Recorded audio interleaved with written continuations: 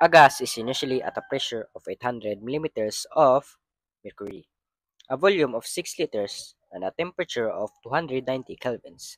The gas is compressed to a volume of 4 liters and heated to a temperature of 330 kelvins.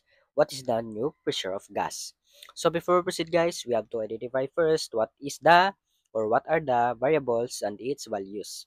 So to proceed, we have to go back and read the question first to identify what are the variables rather and values.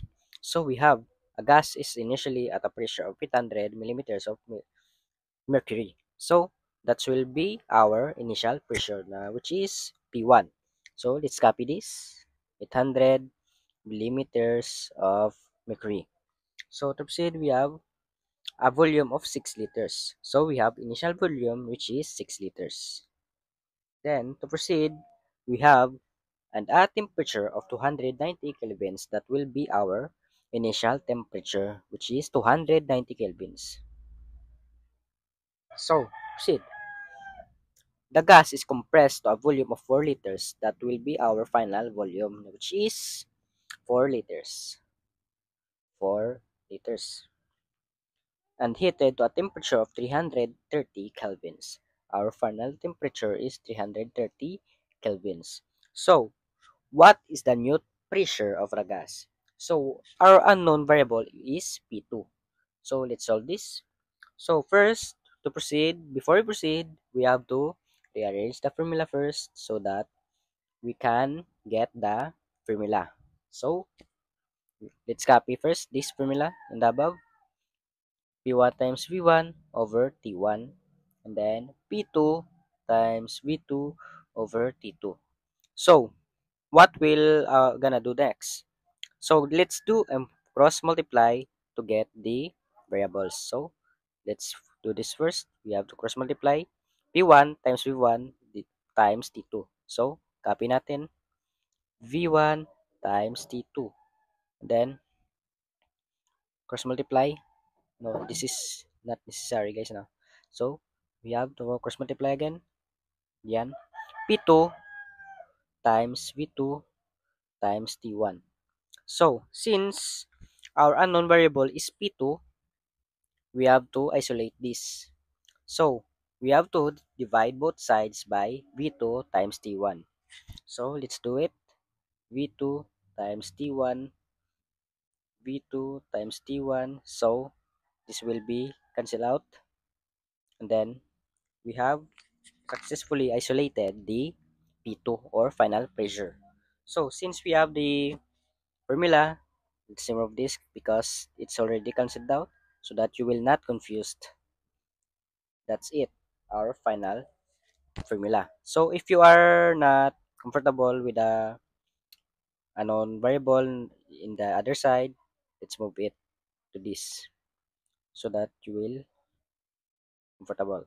So since we have the formula, let's substitute all the values to the variables. So we have to proceed.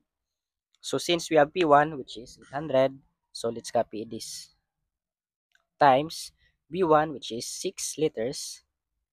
Then we have final temperature is 330. Then to proceed, we have V2 which is 4L or 4 liters and then our initial temperature is 290. So since we have this, copy the P2, then I will erase this guys We'll erase this now. Then we have to use calculator because this will be huge numbers. So let's use a calculator guys. Let's calculate first in the numerator. So we have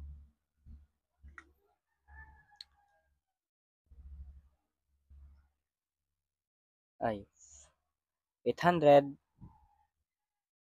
times 6 times 330. So it will be 1,584,000. 1,584,000 over let's calculate this. So let's proceed. We have 290 times 4. 290 times 4. So we have 1,160. 1,160. So let's divide this, guys. 1,584,000 divided by 1,160 is, let's copy again, 1,584,000 divided by 1,660. So our final answer is 1.365.517 or 1.365.532. So this is our final answer for this question, guys. Our final our final pressure is 1.365.52 millimeters of mercury.